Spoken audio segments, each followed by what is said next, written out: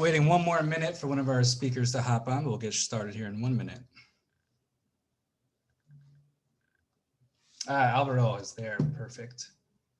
All right, so I think we got everybody. We can go ahead and get started. Thank you all so much for coming to Ssdp's panel on ending the forced eradication of psychoactive plants in Colombia and Latin America.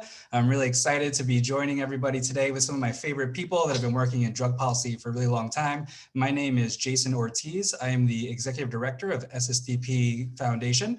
We are a 501c3 and C4 nonprofit that is one of the largest youth-led cannabis and other drug organizations in the world, seeking to empower young people to be able to change the policies that are impacting their communities. And so today we wanted to take a minute to talk about a particular part of the war on drugs and drug policy, the US Congressional funding of forced eradication of psychoactive plants. And this is something that the US Congress is funding, but is impacting folks throughout Latin America. So today we have an amazing panel of folks that are here to tell you a little bit about their experience under, the impact of these policies and also what it means for us here in the United States of how we can work together to make sure that we're ending these policies. And so we have a fantastic panel. We have Carol Ortega of MUISCA Capital from Colombia, someone who has worked directly with the government in Colombia to address issues of folks that are cultivating cannabis and coca and other psychoactive plants as part of the peace accords with the Colombian government. We also have Luna Del Mar Sascun, who is an Ssdp board member.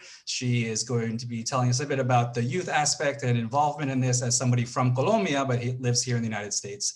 We'll also be hearing from Alvaro Portillo of the Bay Area Latino Cannabis Alliance, what he believes are some of the most important parts of why Latinos throughout the United States should join together around this issue. Constantine, who is someone that from Brazil, who will talk a bit about the importance of discussing and engaging with the economics of drug policy, the money, the financial side. And then lastly, David Restrepo, also from the Bridge Collective, will be discussing a bit about the actual science and medical value of the coca plant. And so these fantastic folks will be able to give you both the political, the personal, and the academic backgrounds of this particular policy. But I wanted to make sure we started with somebody that was directly impacted by these policies and knows quite a bit about drug policies in general from Colombia, in Carol Ortega. So we'll have Carol Ortega start us off here. Take a few minutes to tell us a little bit about yourself and your experience working with Colombian drug policy. Well, welcome everyone. It's a pleasure and an honor to be part of this amazing group, and especially to be part of this incredible mission led by Jason and Ssdp. My name is Carol Ortega. I was born and raised in Colombia. I'm the founding and managing director of an investment management firm and consultancy, working in the legal cannabis industry since 2013, serving governments and regarding policies regarding legalization of cannabis, procedures for licensing, etc., and also helping entrepreneurs finding reliable source of capital. We have been focusing on the Latino community. Definitely one of the most affected communities in the world from the ridiculous war on drugs that we are still living in. So as I said before, I was born and raised in Colombia during the early 80s. So unfortunately, I lived through the horror of the whole Escobar era, my childhood on the 80s, and then my adolescent years in the 90s. I saw the cruel reality of a war since I was born, and that experience brought to my life a condition called PTSD, a condition that I have been treating successfully with cannabis since almost a decade ago. And that experience brought me to be an activist and also a part of the cannabis industry, and mainly, putting my grain of sand regarding efforts through legalizations, not only in cannabis, but in general, all our ancestral plants. After trying more than 20 psychiatric medication, I finally found an answer in medicinal cannabis, and that wellness motivated me to help others with the same conditions. I think that everyone that had the opportunity was born and raised in Colombia during those decades and still probably is facing the same psychiatric condition, PTSD. Living under the Escobar era was not easy and was not a joke, unfortunately. I still remember the anxiety of every Monday morning going back to high school and thinking, who is going to be missing today at school? Is going to be a friend of mine, is going to be a teacher.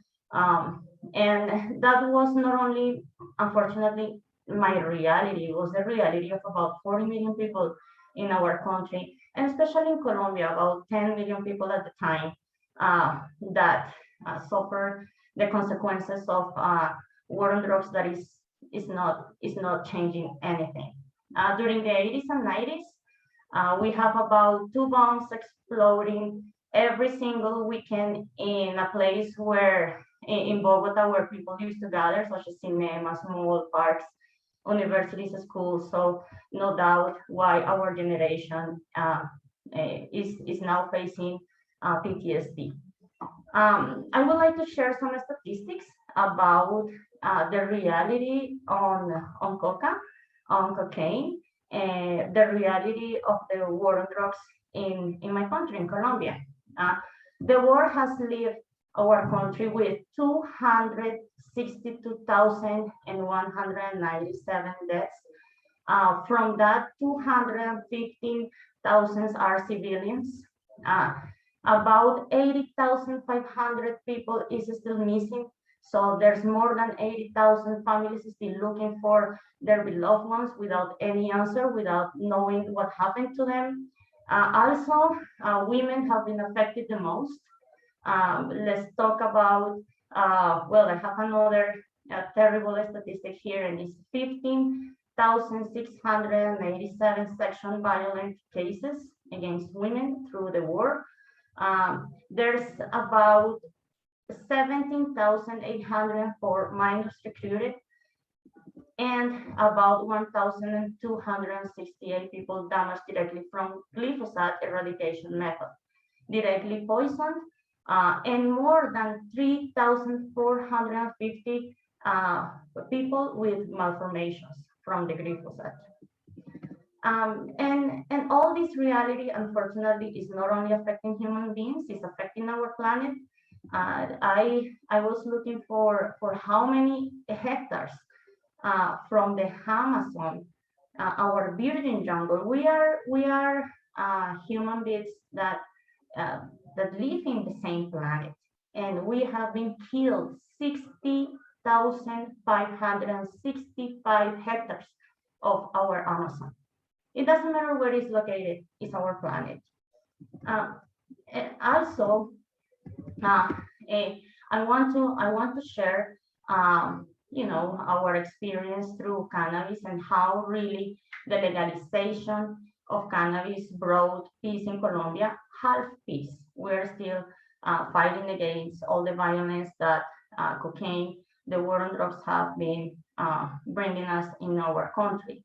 Cannabis have been legal for research purposes, for scientific research purposes since 1986, but only in 2016 we have legalized and regulate the use of cannabis for our whole country at the country level, and also we were able to close a peace agreement. Since 1982, we have been talking with FARC and other groups regarding finally agreeing to make peace in Colombia, and only after the legalization of cannabis we finally agree, and the process is still going on. Of course, it's been not a perfect process. There's still, unfortunately, a lot of social leaders being killed every day, but this is mainly for the cocaine aspect of the whole situation.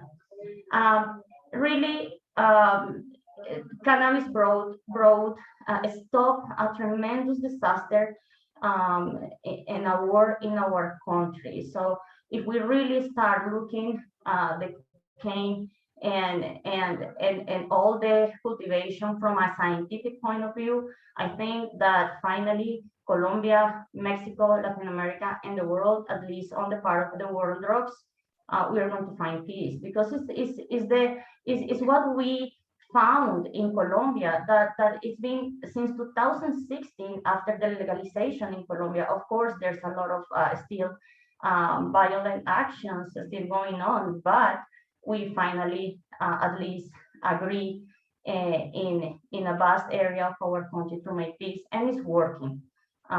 It's not perfect, as I said before, but it works. So definitely we should take a look to what happened with legalization of cannabis and just follow the same processes, if you will, with coke and cocaine. Imagine instead of spending millions of dollars fighting something that is not working. 55% of increase in consumption in US, 55% of increase in production and cultivation in Colombia and in Mexico. It's growing. So whatever we're doing is not working. And whatever we did with cannabis is working. So I think that I have completed my my minutes. Let me know if Jason, if we can move forward. Sure. If you want to just wrap up quick, and then we will move to Luna. Sure. Well, so the invitation here is to really dig in what happened with cannabis and how legalization of cannabis in 2016 was the major force. I would say the only really force that moved forward a peace process agreement. A peace process agreement that have ended the half of it, 50 years of terrible war.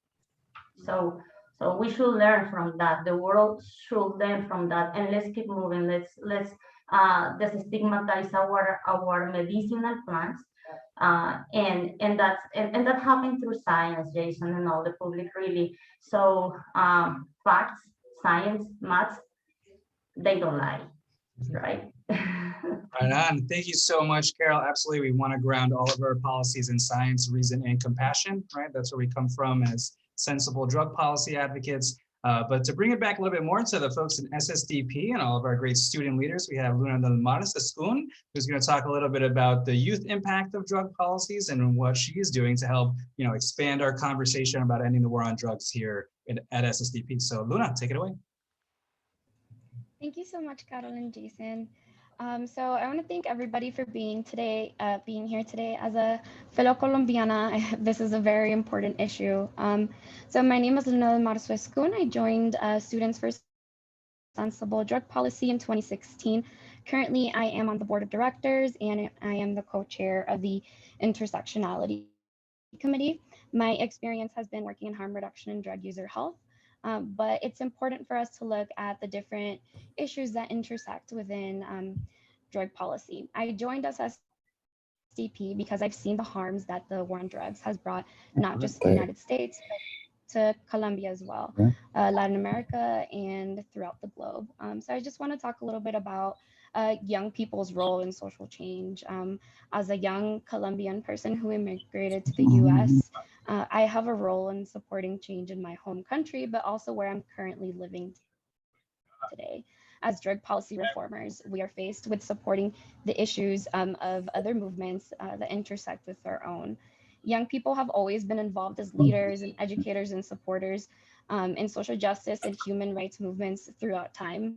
In Colombia and much of Latin America, young people, university students, they lead movements and are instrumental to bringing awareness and bringing change within their communities and in larger scales.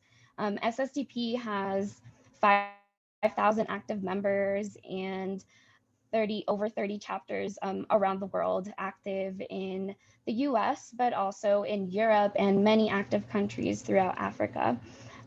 We work to empower young people to make change and engage in advocacy in relation to drug policy. And it has been really impactful and been able to make change. We make change not just from within our communities, but all the way to the United Nations. And as young people, we're often faced that we're not taken seriously for the work that we do, despite us being very, very instrumental. And SSDP is not just for young people in educational institutions.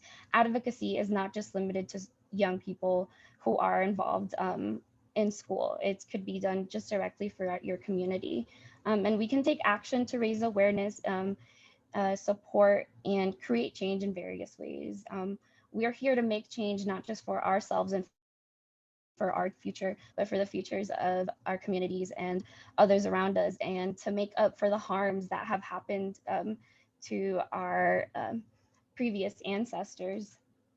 As we expand our connections and relationships to the other parts of the world, thanks to technology, it is not enough for us as residents here in the US to center the US in our work, because we will be leaving out millions upon millions who have the same goal of equity and human rights as we do. And we want to support and highlight the works that others are doing. We all have a role in international social change. On October 11th, we want to invite young people and their communities to engage in a day of action to demand the end of aerial crop eradication of psychoactive plants in Colombia and in Latin America. I hope that what you hear today from my fellow activists on this panel can help encourage and educate you about the importance of supporting this action and what we can learn and what we can provide while still highlighting these other movements, but not taking over and supporting. So thank you all for being here today. Thank you. Thank you, Luna. Appreciate that. Thank you for bringing us together to celebrate resistance on October 11th, this coming October 11th. That is Columbus Day. And so we're going to be spending that day doing good for the planet, you know, and taking back that day. But next we are going to hear from Alvaro Portillo, who works with the Bay Area Latino Cannabis Alliance, to talk a bit about what it means to unite Latinos across the United States in service of the needs of our families back home in Latin America. Hey guys, how are you? Can you hear me, Jason? Yeah, looking good, sounding good, brother. Take it away. Oh, excellent, excellent. How you guys doing? Thank you, Jason, so much for putting this amazing group together. Thanks, Luna, Carol, Constantine, Michael, everybody. We've been working really hard on this project for a while now. It's awesome to see what we are doing right now. So I'm gonna give a little introduction about myself. My name is Alvaro Portillo, and I'm Latin America Director for BALCA, the Bay Area Latino Cannabis Alliance here in the San Francisco Bay Area. My role in BALCA is dealing with our Latin American relationships in the cannabis industry and beyond. I'm a professional cultivator in San Francisco, California. I've been in the industry since 2012, certified at Oxford University for both cannabis and horticulture program. BALCA Bay Area Latinos Alliance is a volunteer-run organization that is run by 5 pillars: education, professional development, business ownership, civil right, and culture. BALCA, we're proud to say that we're the first bilingual newsletter in the cannabis space, embracing all Latinos in the US and in Latin America as well. Environmental justice is really important for BALCA. That's why when this issue was brought to us, we decided to jump in with full force, because I mean, it's an obligation, like Jesus said, and like Luna just said, for everybody to participate. And most of us, or Latinos here in the US, you know, these are issues that they attacked and they're direct towards our homelands and places that are really loved to us. And these are politics that are really, really being like pretty much oppressing our people, and they don't have decision over it. So we really believe that it's important for us to represent and just make sure to let the government officials know that we don't support any of this type of activities. I mean, glyphosate is a really bad chemical. It's controversial, like we all know. There is some studies that say that it's bad, some say that it's not, but I mean, we all know, period, like no chemical should be sprayed or even used. You know, these are really, really bad things for our health and for the environment as well. Especially, I mean, and again, I learned so much through this group. I was able to understand the problem, you know, a little bit deeper. I mean, Coca was something that I wasn't too familiar with it, but through this I was able to inform myself, and you can totally see, like Carol just said, I mean, these politics, we've been dumping millions and millions of dollars in it, and honestly, the effects are really bad. You know, like production is ramping up, consumption is ramping up. I mean, obviously it's not working, and it needs to stop, you know, I think, period. Another thing, it's crucial for us to see this, just like Carol as well said, more like cannabis. You know, we need to find a solution that is good for the people who's producing it, and for the people who's, I mean, the end consumer at the end. In reality, these are things that need a more deep solution than only just try to eradicate everything or try to get rid of like the problem, just erase it. I mean, that does nothing for anybody.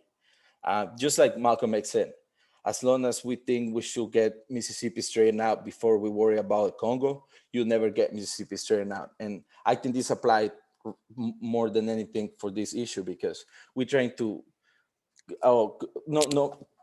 fix the problem out here when the problem is just like way faster. Like, I mean, some people, the people who cultivate the coca, they do it for survival reasons. I mean, it's not glamorous like we think, you know. It's nothing that is like, oh, it's cool to do this and that. They do it because it's the only way that they can survive. So we need to take that in account and just try to support them the best way that we can. So I think, you know, end of prohibition, it should be, you know, a priority for everybody, and we need to support them any way we can. Another way that I think that is really important to see this issue is just like empower these people so they can have like, for real, have like a more a better way for living. You know, it's not fair that they just get the pennies and not only that, but they get blamed for everything like it's their problem, when in reality it's a more global problem than that. It's not the farmer's fault. It's not, you know, of these people that getting punished fault. So we need to understand that and just learn how to support them and how to improve their lives. I believe that. Okay, so I think that's it. But one more thing, for our date of action in October 11, we're planning a protest outside of the Colombia embassy. So if anybody is out here in the Bay Area, please join us. It's gonna be really awesome. And yeah, let's go Colombia, vamos. Gracias, Alvaro. And I dropped a couple links in the Facebook chat for the Take Action and Contact Your Congressperson. But we'll talk a bit about that after we learn a bit more of the science, actually. So we're going to shift away from the politics and the social justice side of it, a little bit more into the science and the economics. And Constantine Gerber from the Bridge Collective will be talking a little bit about the economics, and from David Restrepo. And if folks could, if they're not a speaker, mute themselves. But yeah, next up we have Constantine. Take it away, brother. Hi, I'm Constantine. I'm a lawyer and a researcher. Well, some say drug war is a failure, but some say it is a success. A success in bringing illicit money to political campaigns, a success in eroding democracy, and a success in maintaining the high level of corruption and homicides. Illicit traffic of cocaine hasn't stopped due to the inelastic demand. The value generated by the cocaine economy is owned by 80% by consuming countries, according to MUISCA, old school research of more than 30 years ago. As explained by David Restrepo and Juliana Zarate, there are three different situations: those who grow coca under the direction of illicit and armed groups, those who grow for ritualistic traditions, and those who simply plant coca together with food crops. In the Coca region alone, 171 leaders have been assassinated since 2016, 50% of which were indigenous people. The number of people fleeing the region is rising. It has doubled.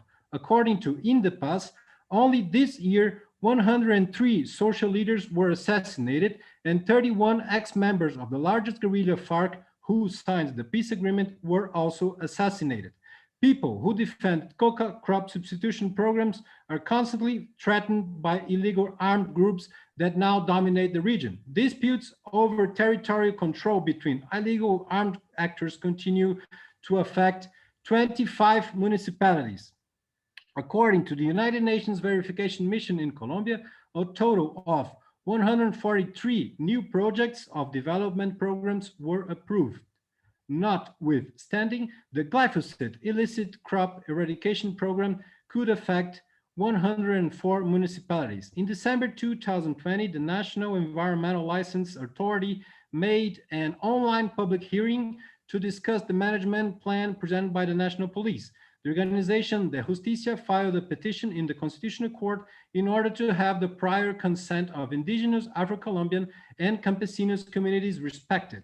US and Colombian governments intend to reduce coca cultivations and cocaine production to 50% of 2017 levels by the end of 2023. They are estimated that 215,000 families grow coca.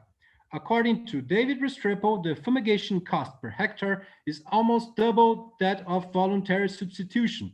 The forced eradication neither attacks the financial structure of drug trafficking organizations nor contributes to strengthening the communities against illegal armed groups.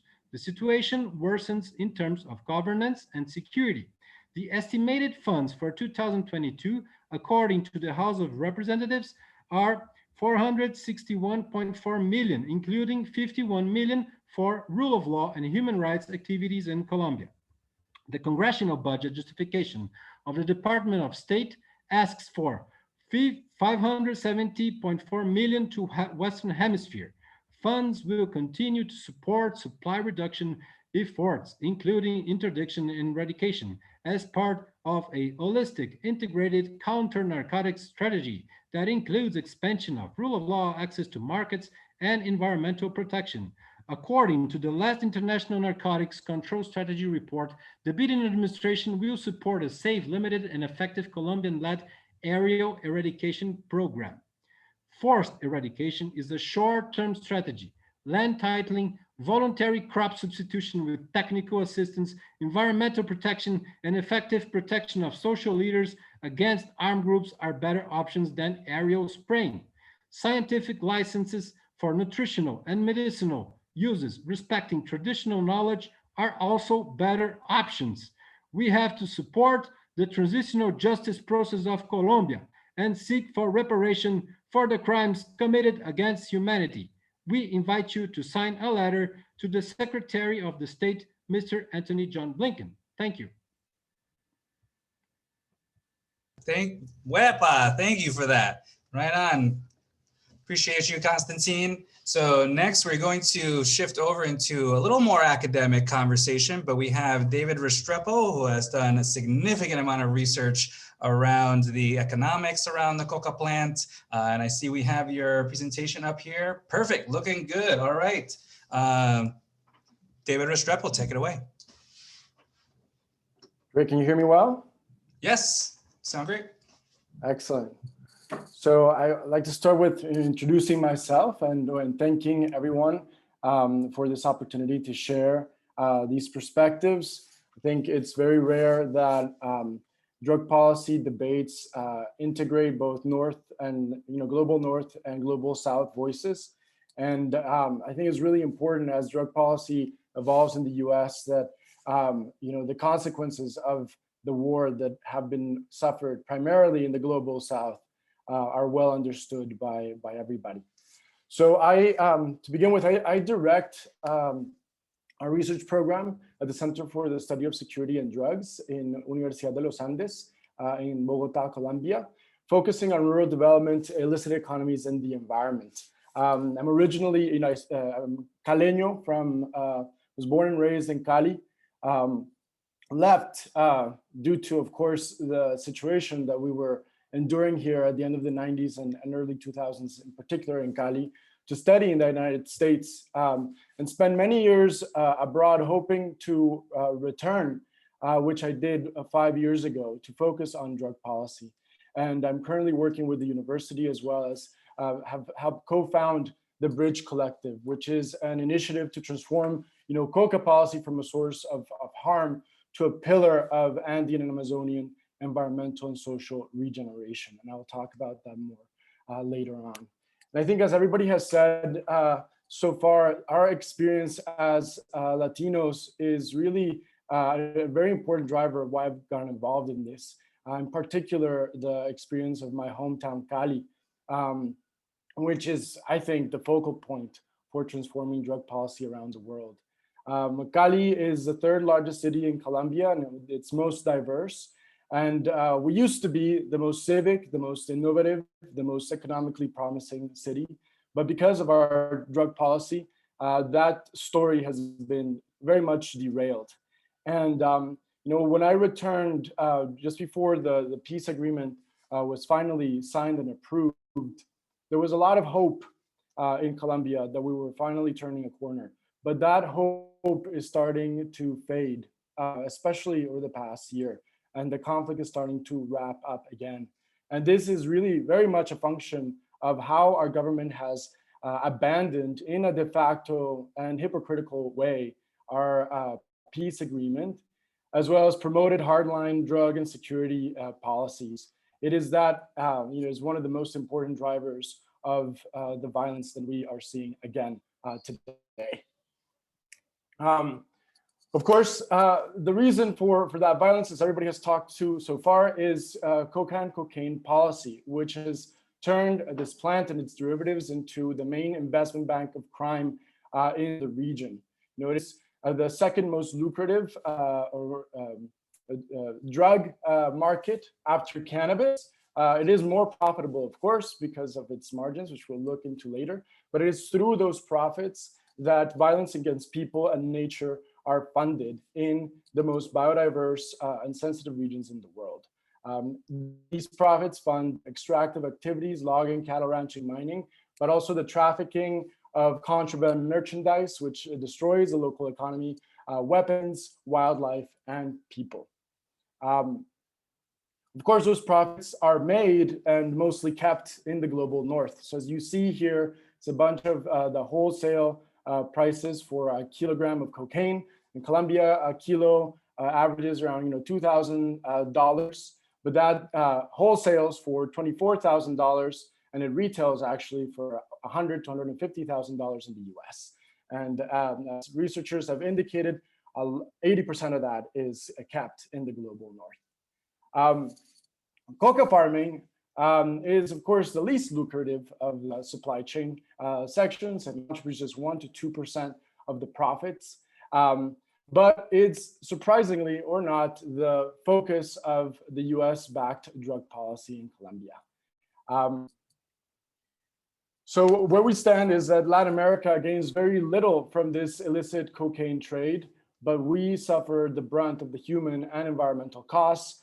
And the reason, and one of the main reasons we are the most homicidal region in the world is a function of precisely that. I think Colombia, it's really important to think about Colombia, which has, we kind of have remained the fulcrum of this whole situation. Due to US pressure and US funding, we have the most repressive drug policy in the Andean region. We eradicate the most, we confiscate the most, we incarcerate, maybe a similar level to Peru, but it's a very kind of outstanding level of incarceration for the region. We do not allow a legal coca leaf market to form.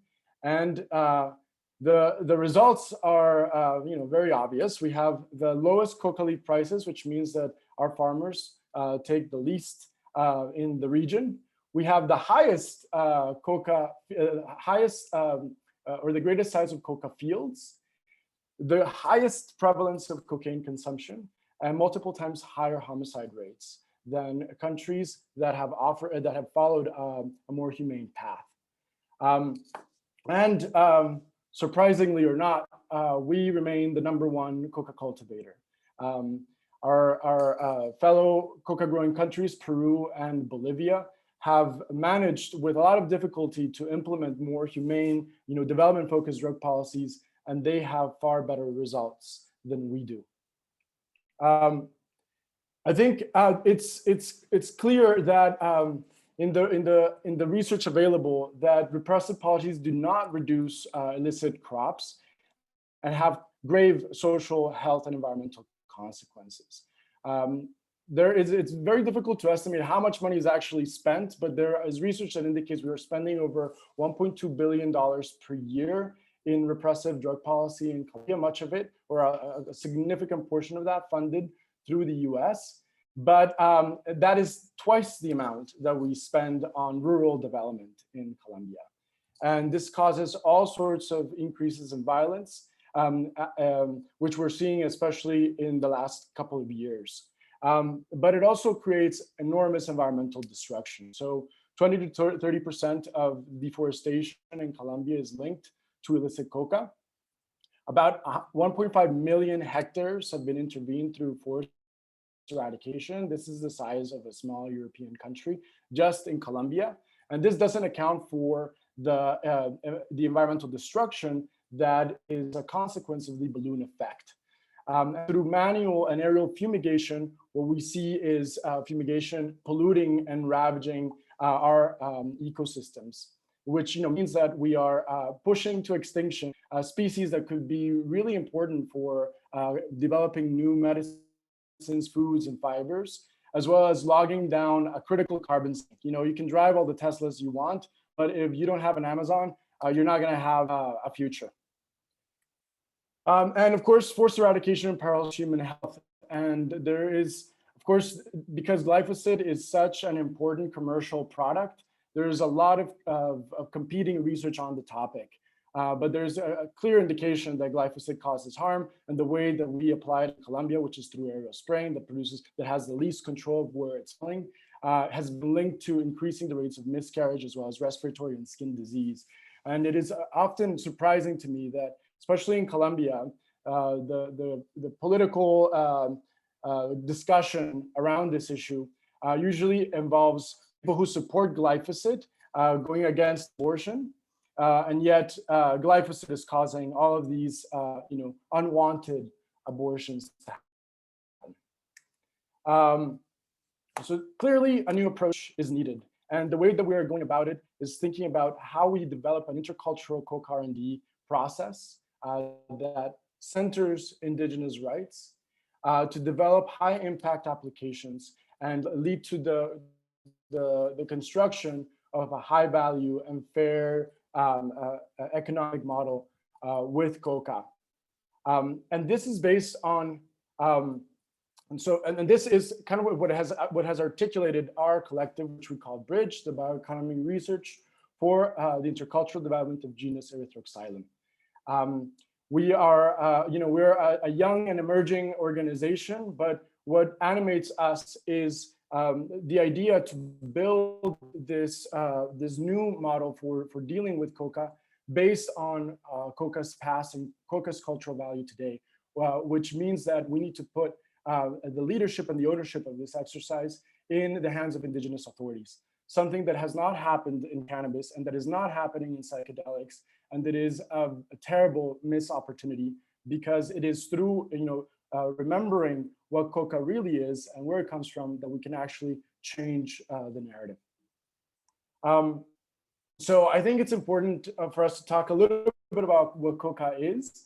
So Coca refers to 2 species and 4 kind of domesticated cultivars that have grown from Central America to the northern Andes for at least 8,000 years. There's evidence of Coca use that goes back as far as that. And this is a very sturdy and versatile plant that grows very well across this region. The leaves, as opposed to the flowers, are what's primarily used in Coca. And this practice of using Coca is implicated in the development of Andean and Amazonian societies, which see the plant as central to their culture. This is not an ornamental thing. This is not a marginal thing. This is very much the essence of many indigenous cultures around in the region. And I think it's important to understand why that is. So, of course, Coca is a stimulant, but it is and has a very important functional role in terms of providing mental and physical stimulation, improving the mood, providing altitude sickness relief, and being an oral, digestive, and muscular pain remedy. But I think what's really critical in Coca is that it is what we could call the entheogen of community building. It is the plant that helps bring communities together and that articulates a view of life in which humans are there to maintain balance in an ecosystem. And it is Coca and the rituals around it that enable that balance to be created. Of course, that is a very different meaning to what the encounter with the West has led us to believe Coca is. In Colombia, as well as in Peru and in Bolivia, the mainstream discourse around Coca is that it is basically the same thing as cocaine. And often when you say the word Coca, you have to clarify you're talking about the leaf and not the isolated cocaine salt. That, of course, is really problematic because the isolation of cocaine, which happened in the 19th century in Germany, really radically transforms coca both pharmacologically and culturally. And this is not to further stigmatize cocaine and to demonize cocaine, even though there is sample evidence that cocaine does cause harm, but to just make it very clear that we're talking about very different things. This process that I lay out here is very clear indicator of why that is. The isolated cocaine salt has a pharmacological profile that is very different from coca. Coca has a very mild pharmacology, and the consumption patterns linked to its use have a cultural setting that is protective and prevents the kinds of substance use disorders that we see with cocaine. Just a couple of years ago, with some allies around the world, we came together to try to understand what was known in the science around coca, and we found that there is a very exciting array of possibilities, and some of which are key global public health priorities. And I would like to talk about one of them in particular, which is maintenance therapy, which is the focus of what we are working on today. And it is the focus because creating a new approach for dealing with substance use disorder using coca goes at the heart of the problem that we have with cane policy. And it is an enormous, of course, economic opportunity. The illicit stimulant market is valued at $160 to $230 billion. And if we build this market in the right way with indigenous communities, we could create enormous economic possibilities, whilst of course strengthening the cultural value of coca, which is what is going to make it a disruptive contributor to our society, not only in the region, but around the world. So this opportunity is based on the fact that the pharmacology of coca, as we understand it, is very, very mild. Addictive substances are never addictive on their own. Of course, they're always addictive because of the social context in which they're used and the characteristics of the person that is using them. But there's a very distinctive pharmacology that is associated with dependent use of drugs. That involves a very high peak and then a very rapid drop in the absorption of these alkaloids. In the case of cocaine, which I'm laying out here, that peak is very high and the drop is very rapid. With coca leaf, what we understand about its pharmacology is that of course it creates stimulation, but it is very mild and lasts a very long time. And that is not associated with dependent use. And that is what we are, based on that reality behind coca and of course the culture around it, what we're trying to do is to build this stimulant harm reduction model that connects indigenous communities in the North and South, and using the enormous amounts of traditional knowledge that already are providing a light at the end of the tunnel in the world of psychedelics and turning psychedelics into a form of addiction therapy. We think coca could be integrated into that through these traditional knowledge exchanges, as well as with the support of science, but in a way that doesn't lead to the patenting and the expropriation of this traditional knowledge, which is the very heart, as I said, of a vast number of indigenous communities in South America. And we think this is a really important and disruptive idea because it impacts the equity, public health, and environmental agendas at once. Today, there are over 250,000 families in the Andean Amazonian region growing coca illicitly. That's over 1 million people.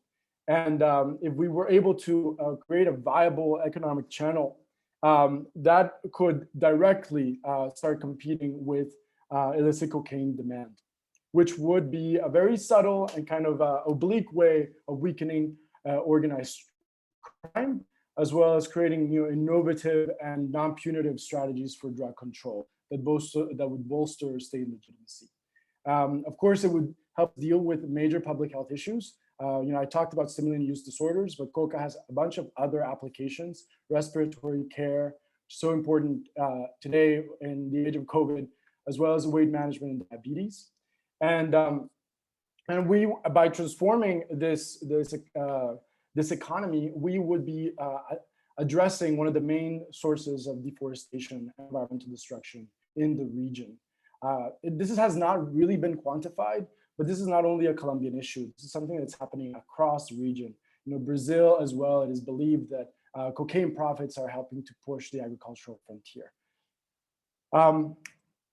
So, and to wrap up what I would like to say is that, we're long overdue working on this issue internationally and with the support of US organizations. And I really welcome the fact that, Ssdp is campaigning to stop the way the US pressures Colombia and other Latin American countries to do repressive drug policy. I think that should be a main focus. But we also need to focus on putting pressure on the US government to redirect its funding towards these kinds of ideas.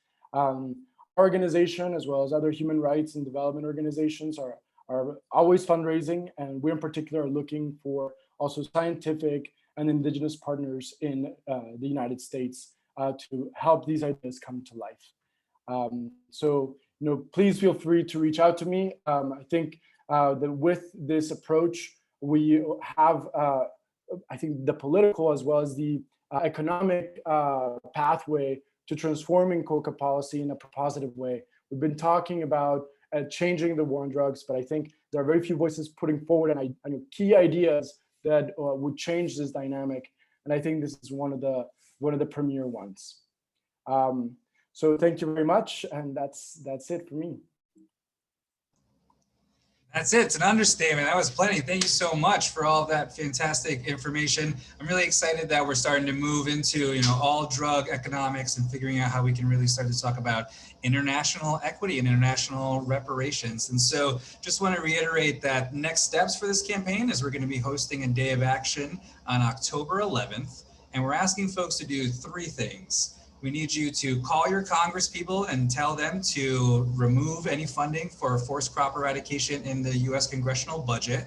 And there is an action alert that's in the Facebook link in the bottom there and in the chat, and it's also at ssdp.org that you can do it automatically. We also want folks to host a local community event to talk about Colombia and Colombian justice and the environmental impacts of our drug policy wherever you are. So if you're a chapter in the United States and you're in Texas or Minnesota, we want you to talk about the impact of environment and drug policy wherever you are, and making sure that we take our current cultural context and expand everybody's conversations to include the international framing. And then lastly, please do, if you have access to resources or folks that are in the academic funding space, to connect them with the Bridge Collective and folks like David Restrepo and the other members, and Constantine from the Bridge Collective as well. There's also a link in there for the chat for folks to support that work directly. There's so much here that we can do together. And so I'm going to tackle a couple of questions and we'll see if we have any more. But one thing I know folks have been saying is the relationship and this approach with the coca plant and how other countries may have legalized cannabis. Here in the United States, it's been a very mixed result when it comes to justice for Latino communities and the legalization of cannabis. And I'm wondering, for those of us who have worked a little bit in that policy space, what are some of the negative lessons and the positive lessons that we learned from cannabis in order to create a more perfect approach for when we start thinking about international equity, right? In the States, we think of it as making sure that the benefits of the legal cannabis industry benefit the communities that were most impacted by the war on drugs. And I think in the international sense, we know Latin America was definitely one of the communities most impacted by the war on drugs in both environmental concerns, immigration concerns, all kinds of different aspects of our lives. So I think as we start to develop what international equity could look like, we definitely have some lessons that maybe we should think about with how things did or did not go in the cannabis industry. And actually, I'm going to start with Alvaro from the Bay Area Latino Cannabis Alliance. I know in California, there's all kinds of conversations on different types of equity programs, but tell us a little bit about your experience with that and how you think maybe we can learn from what has gone down in California to make sure international equity is a little bit more just. Yeah, most definitely, guys. I think, like I was saying in the previous meeting, there is a lot of emphasis going into granting licenses to cultivators and people that is being really affected directly through the war on drugs. But I insist that yes, licenses are really important, but there is what is crucial is financial support for these people so they can develop their own cultivations or procedures or whatever type of business they have.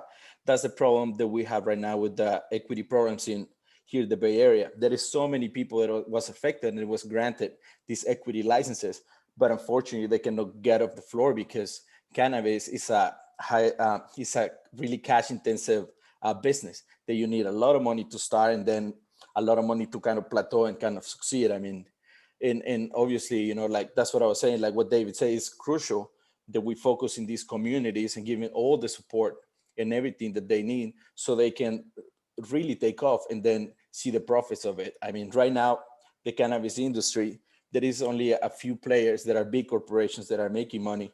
And unfortunately, the small guys and small cultivators in Humboldt County and some more areas, the BALCA is working really hard to help, are just pretty much left behind. Their prices are going down of their product, sitting in a lot of product that they cannot move because all the channels, stores, retails, delivery, whatever, they locked up at small group that just sell their own products or support their own agenda, you know, and so that's what is crucial. I mean, licensing is crucial, but I think financial support is what is more important. So we can see these communities and the people that is really being affected succeed in this aspect. And again, like Jason was saying, I mean, our communities are being punished incredible. I mean, we still have a lot of Latino people and minority blacks, etc., that are being still in jail, where some more people is profiting from cannabis. So it's really contradictory, and we need to see an end of that in order to truly see an industry succeed.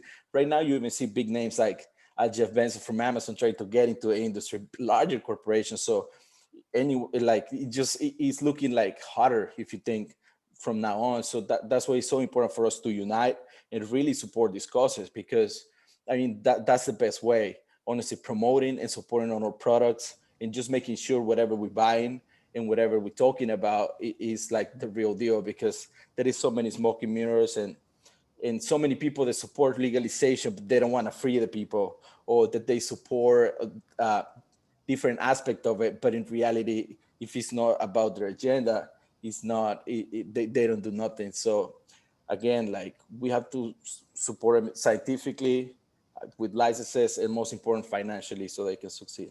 And that's my point. Sounds like a good use of money that will no longer be going to aerial crop eradication. But I'm going to kick it over to Carol Ortega to talk about her experience. She's definitely been working in both worlds as far as equity goes. And then Constantine, I'll be interested in your feedback on how do we deal with the capitalist nature of legalization as it's happening to cannabis in the States, and maybe not have it go the same way. But Carol, why don't you tell us a little bit about what you think maybe we can learn from the US cannabis equity movement? Well, totally agree with Alvaro. Definitely. There's, from our experience, fundraising for Latino cannabis organizations in the space. I have to say that is mainly two factors that really make a difference while you're building your business. One is timing. If you're the first mover, you have an advantage. Time is important. It's the most important thing in business. And second is financing. You can have the best strategy in the world. You can have the best idea. You can have an incredible team, but without money, you're just going to go that far. Of course, funding women and low income community and minorities is the hardest thing that I've ever done in my life. It's not impossible. We need to work 3 times harder in order to find any resource and really support. I think that right now leaders like yourself, Jason, that have been making great advancements regarding financing opportunities coming from taxes. I think we need to be there. We need to keep moving there. This is For seed capital, let's remember that in Latin America, it's very difficult to have a friend and family round. If you're an entrepreneur, you usually don't have this opportunity because probably your family is not wealthy and your friends are not wealthy.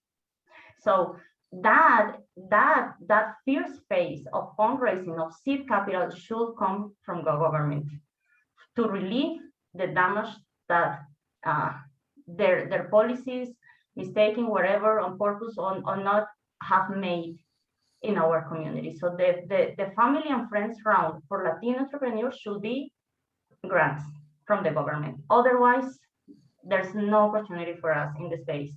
Second, we need to create some microfinance system. And we need to help each other. There's wealth in Latin America and there's wealth in the Black community, but we need to realize who's the player, who can I help with my knowledge, with funding, with investing. Let's remember that this is not a non-profit type of a scenario. We are entrepreneurs and we offer margins. So we are able to build wealth from our entrepreneurship, but we need that startup point. I remember that graphic when you see people looking at looking from a barrier, and you see that there's some type of I don't know, on escalerita, where we need that little escalerita in order to compete, in order to be alive, and that little escalerita should come from taxes from the government. However they want to develop the way they are going to help with granting. But this is definitely one of the biggest issues, is financing. For some reason, financing entrepreneurs in cannabis, and really in Latino entrepreneurs, financing Latino entrepreneurs in any type of industry, for years it has been seen as a non-profit event. And no, we are able to create profits, we are able to create margins, and we are able to give back to investors. It's only a matter of believing our potential and our capacities. And I think that the best way to do this is to reinvest in our communities. If you are an investor thinking about joining the cannabis industry and capitalize within the opportunity, take a look to your community. Take a look to who Latino is leading what and where. And I'm pretty sure that Latinos can offer and can definitely bring back margins and returns. I have seen it. And I think this is my everyday work. And I have to say, the opportunities in Colombia and Peru, Alvaro was talking something very important regarding the price of flowering and how cultivators in US are facing hard times. Not only the minorities communities, but in general. Well, Alvaro, let's wait until federal legalization happens, and let's wait when the cultivators in US have to compete with not only with Colombia, with Mexico, but with India. So that is going to be another reality, another whole reality. And I think that that's where we can definitely help our communities to be there, help those flowers that are coming from Mexico, from all over Latin America, have a space, have that retail space, have that delivery space. And that's going to be the biggest challenge, in my opinion, moving forward. Thank you, Carol. Constantine, thoughts on the economics of drug production, how we can make sure it's more grounded in indigenous empowerment than capitalism? Well, first of all, I would like to remember you all that in 1909, in the Shanghai Opium Commission, the US diplomacy, together with the Chinese diplomacy, created this clause this international clause of the scientific and medical uses, right? So, but nobody defined what is a scientific or a medical use of drug, right? But this is the model of the prohibitionist framework, right? So it's important to to remember that. And so it's through this clause that many countries have been trying to set a regulation.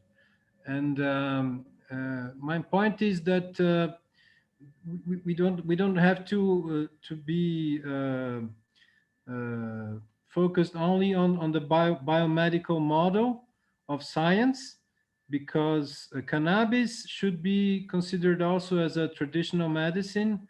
The Coca tradition is a traditional medicine of the indigenous people, and and even in the psychedelics, many psychedelics are also indigenous traditional medicine. So we have to think in terms of efficacy and or regulation that could encompass the traditional medicine. So this is a challenge, I think, from the pharmaceutical perspective. And besides that, we have to think on reparation.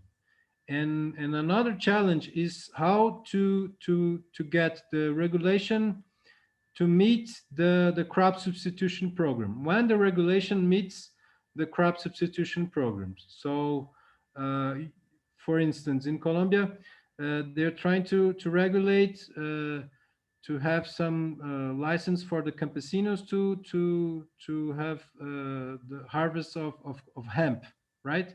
So this would be a possibility, but there are many challenges because, for instance, in Jamaica, they have a reparation program to make this substitution of the illicit crop.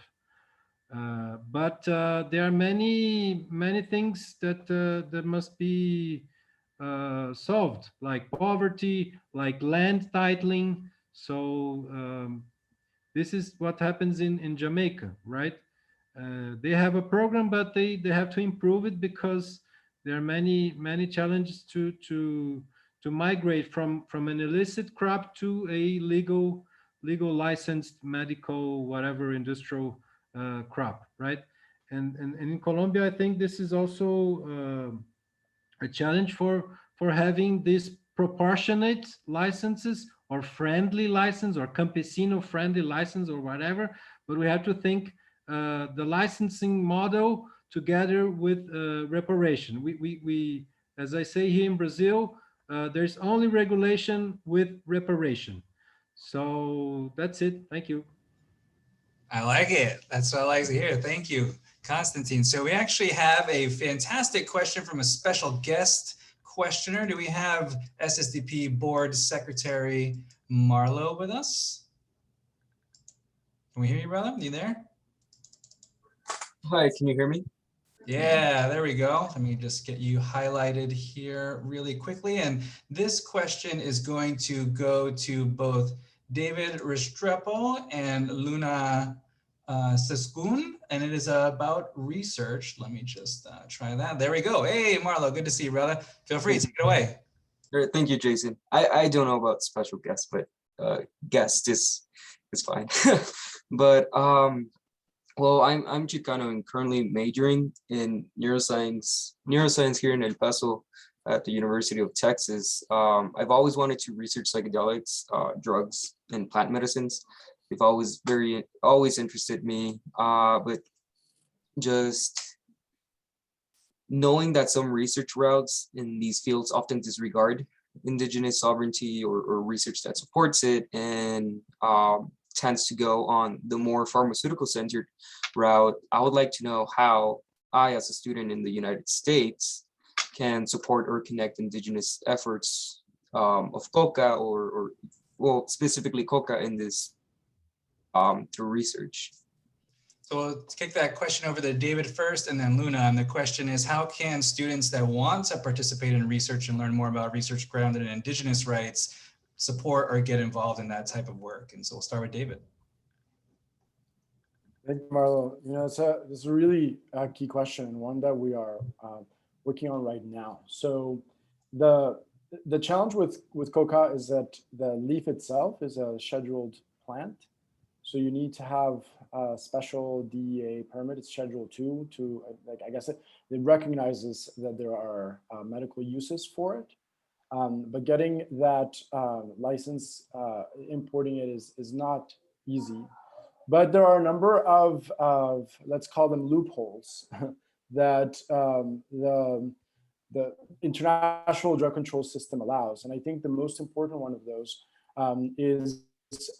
has been built, especially in the coca growing regions, because we have challenged our, first Bolivia, Peru, and Colombia as well in a kind of a more subtle way, have challenged the idea that coca is something that needs to be sanctioned by international drug control. So the way that the US has been also implementing that has been through the religious exemption clause. And that has been a method used by people working with psychedelics through traditional knowledge systems to bring things like ayahuasca and other plant medicines into the United States. So we're exploring that option right now. But I think it's really critical for us to think about how we need to try to avoid the entry route for coca being via an IP-based and medicalization of the different products that are developed through coca, and finding a first step forward through those connections.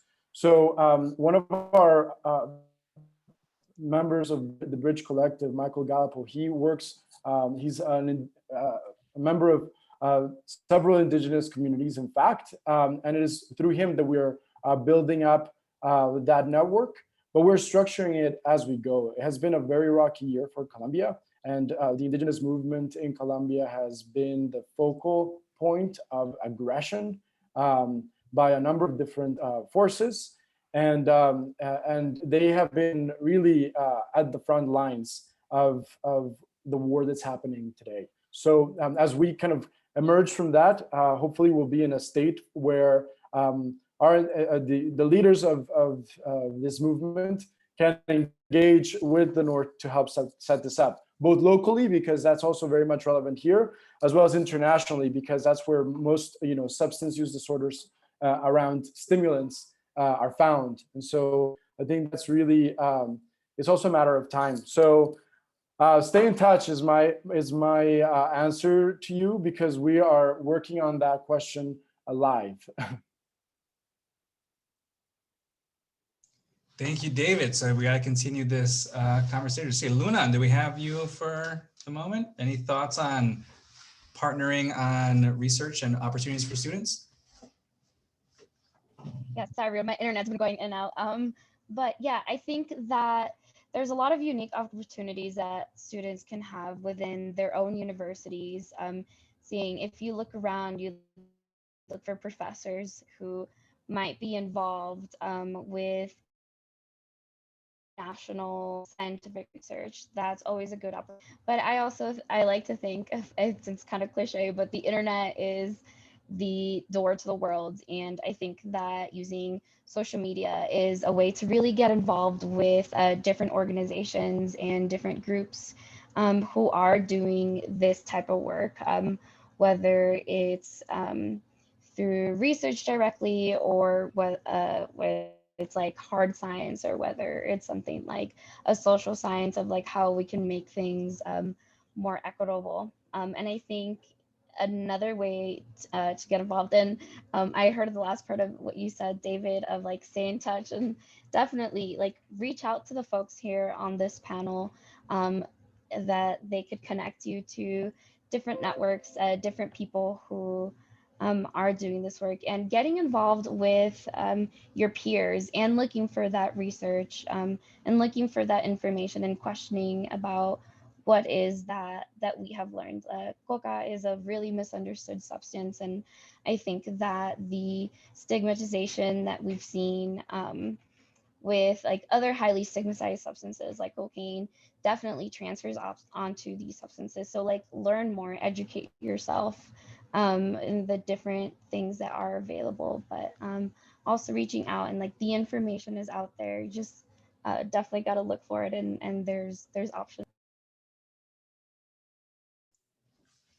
Perfect. And so I do want to just highlight an amazing question by Michael from the Bridge Collective. Let me take this off here. Hold on 1 second. There we go. And so, yeah, just want to highlight an amazing question here that is, how can our supply chain solidarity promote global equity instead of global exploitation?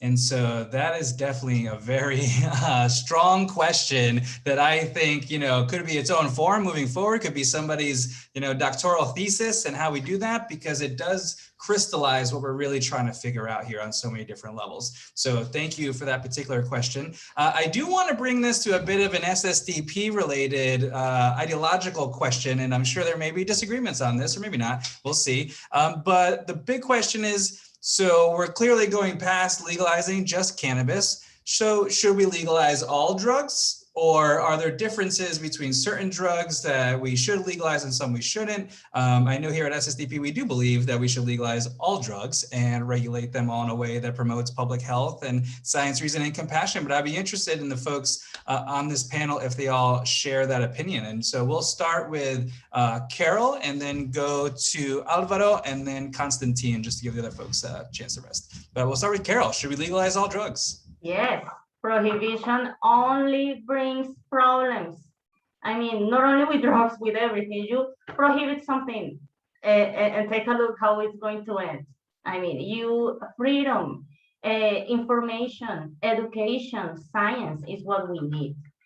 We need to understand all these different chemicals and the reaction in our bodies. We need to be responsible of our decisions in life. We're adults, and even if you're underage, it's your life, right? So who has the power to prohibit us? Whatever. What we can do is inform, is educate about the consequences of some type of chemicals in your body, and we need to inform and educate, of course, the younger generations about the effects on that in your body, positives and negatives, because if you're consuming something, it's because you have something positive about it. You're having some positive reaction.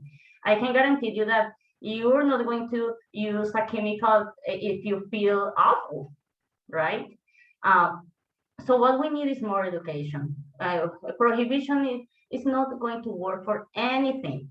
I mean, even if you're in love with someone, go figure, right? Your mom say, don't see that guy never ever again. Let's see how it's going to end. So we are humans. Prohibition is not the answer for anything, really. Education, science, and information, understanding, knowledge, that's the way, in my opinion. Do we have Constantine? Are you still with us? Yes. Hey, So- so what do you think? Economically speaking, does it make sense to use prohibition on other drugs? Well, the harm reduction is an issue, right, for the international drug control bodies. But I think we can start to think a little bit on harm reduction license, or, well, a way to regulate harm reduction, or to give them more freedom of profession to exercise their psychosocial support. So psychosocial support is something that the international treaties already have in their rulings. But I think we can start to think more about these framework, this legal framework for harm reduction. And yes, actually, all the substances are already regulated. They are within this strictly or too strictly or too incurrent prohibition model. But this is a type of regulation, but it's not a good regulation. So we have just to make it a little bit better, right? To consider the traditions, to respect indigenous rights, to respect the human rights, because this is the issue in international law, because the international convention, the drug conventions, they simply collide with all the other human rights conventions. So we have to reconcile this. So this is the way we have to interpret, to construe something that makes a little bit more sense from a human rights approach perspective. And in terms of fair trade, well, I don't know if we can believe on equity or globalization of equity. Well, we can start with solidarity, right?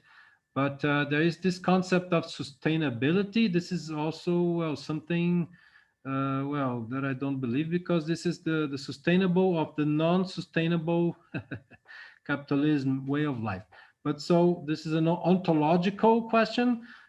We have also to rethink ourselves in our lives and in everything. And so, well, but we can try to start to build a new world. Why not? So thank you. I like it. Yeah, and absolutely. I mean, prohibition is just regulating using guns and violence as the primary form of regulation, right? And that's obviously not the best approach to most situations, to use violence to force and shame and create fear in a population. That is clearly not the most effective way to address a public health concern. But Alvaro, BALCA, I know you're new to, you know, this broader conversation. We got you involved with cannabis, brought you in. You're like, wow, we're talking about all kinds of stuff now. Tell me, what do you think? Should we legalize all drugs? Or you still got reservations? No, I think honestly, my point of view is, for instance, is like what David was saying. I mean, Coca is one thing, right? Cocaine is something else. So I feel like if we just go more toward like the natural approach and like legalize the things that already exist, I mean, they have to be. People use them for something else and they've been punished when there is no need for. I feel like if we stop the prohibition and we allow more studies and things to do on cocaine, we will find a really fun way and safer way to use the good benefits of it without having to deal with the chemical parts and all that. I mean, and it goes the same with everything like peyote and other things, I believe, you know. I feel if it's like a natural form, that natural form for sure shouldn't be illegal. I mean, if you try to transform it into something else, we need to understand better, you know, more. And that only happens when we allow them and we remove that stigma of the illegality of certain substances. But yeah, you know, again, I feel like prohibition is what it makes you do things. Like, I don't know if you remember the people who's from here, from the US, from that DARE program, like how they used to teach you the slang, how you call it, where to find it, and then don't go there. I mean, you go there. That's the first thing you do. So I feel prohibition is something really bad, and we just have to give it a different approach and try to understand the way that we can utilize of these amazing substances that have been in the land for millions of years. So that's my take on that. Yeah. Right on. So next we'll go to David and then Luna. Should we legalize all drugs? So I'm going to be the devil's advocate, just because everybody has been in favor of this. I mean, I obviously think prohibition, you know, we need to move on, but prohibition has happened many times around the world throughout history. And it is, and if you think about the history of prohibition, a lot of it had to do with women being fed up with men getting drunk and then coming home and beating them up. That was kind of the trope that was animating that movement. So, and that is a function of having a for-profit industry driving the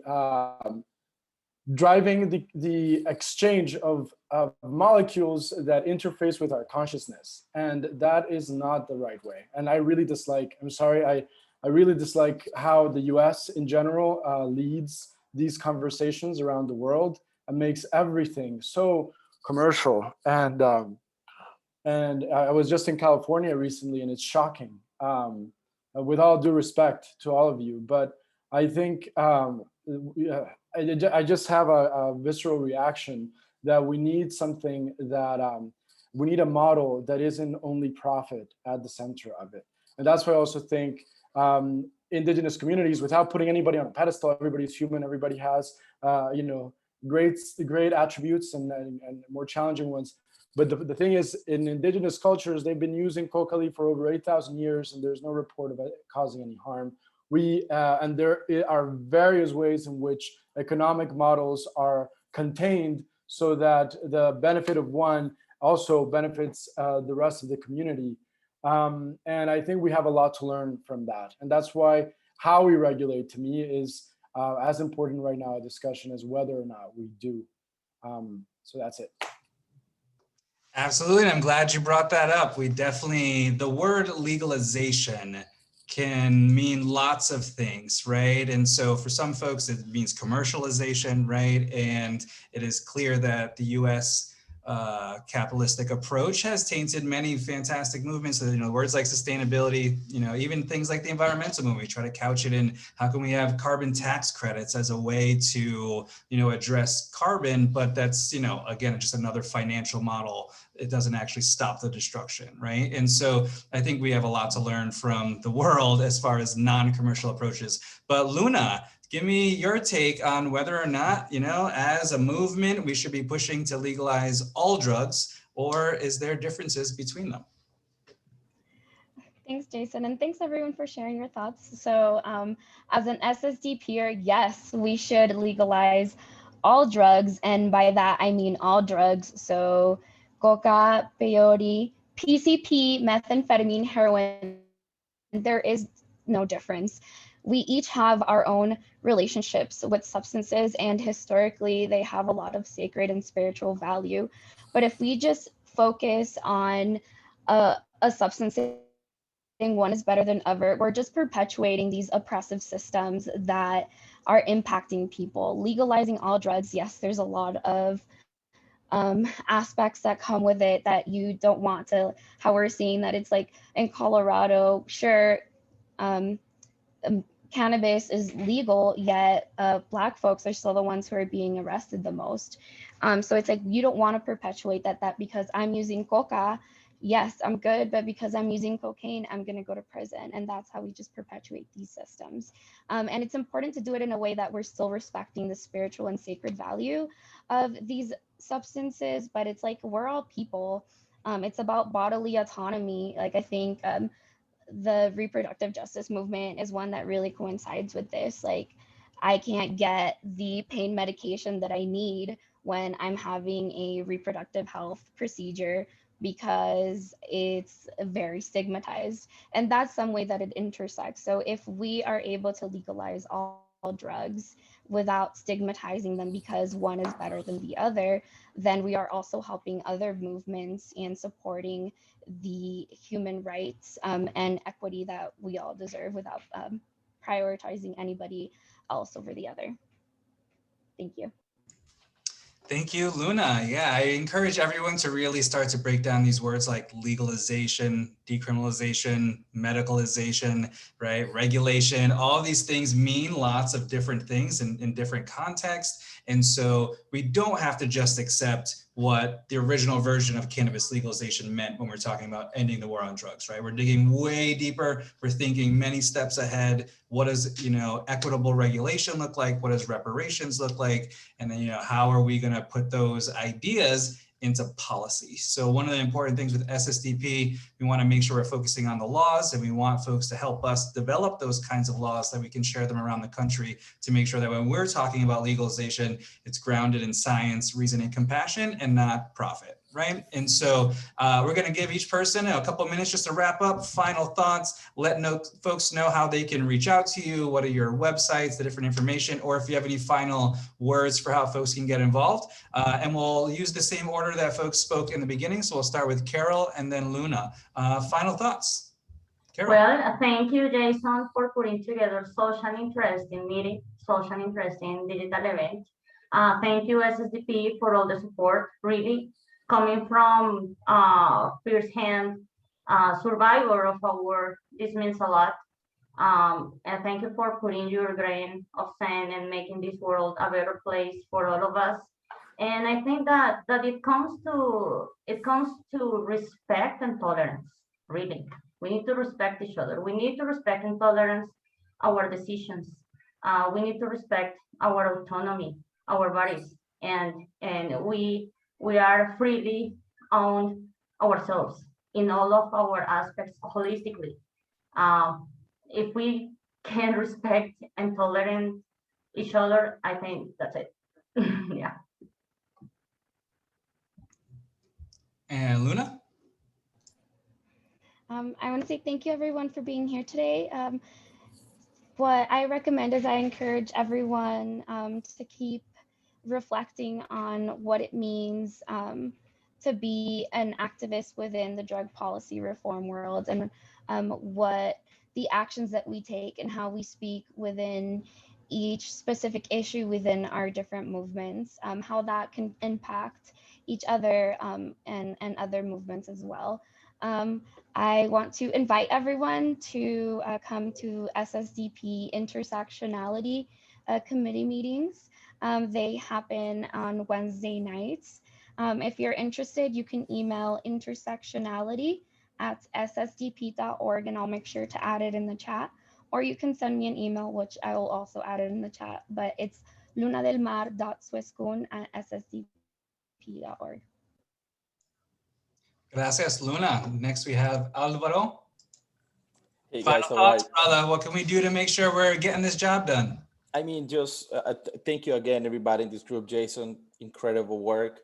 I think this group, I mean, we're giving awareness and just including everybody in this. A lot of students, remember students, you guys are the future for sure. You know, like all this is just starting. We're starting the conversation and we have a long way to go. So everybody who's want to be part of it is more than welcome. I mean, we are here in the Bay Area in BALCA are trying to include everybody in our cannabis mixers that we do every month. You guys can find us on Instagram of BALCA Bay Area, or also look for us on balcalive.com. You can read our newsletter and all the amazing things that we're doing. And again, just encourage everybody to participate. I mean, all these issues are taboo and it's kind of hard to be part of it, but there is so many ways to reach out and so many ways to spread the word. Even just talking about it is so important, just to your families and friends. Just mentioning what you think about it, just removing that taboo from it, because we're still dealing with that stigma that is not even part of our generation. So things that are being imposed on us from past policies and things that are not even relevant for us anymore. So again, just search us on Instagram, BALCA Bay Area, or BALCA Live on our website, and let's get connected. If you guys are here in the Bay Area, everybody, please reach out and let's get together and continue this big work. Thank you, guys. Gracias, Alvaro. Gracias. Constantine, final thoughts. Well, the cannabis industry is not the same as the pharmaceutical industry. So we have all this challenge to how to regulate psychedelics and within as a therapy and so on. But I just like to thank you all, and peace and respect. Appreciate you. Gracias. And David, final thoughts. How can folks support your work? Well, no, firstly, thank you. It's great to be able to be part of this, to share perspectives across geographies, and with the future leaders of the most powerful country still in the world. Yeah, I mean, I think there's a lot of information out there on Coca. Unfortunately, a lot of it is in Spanish, so people who don't speak Spanish might struggle with it. I highly encourage you to look at the website of CESED. We're going to share that on the chat, as well as to stay tuned for efforts that we are driving through the Bridge Collective internationally. I think Coca is a pathway towards a new way of thinking about how drugs should be regulated, including cocaine and everything else, in a way that contains profits, the profit motive that has gotten us into trouble so many times in history, and push for equity in the way we think about drugs. So thank you again, and I hope that we can work further on these issues with Ssdp.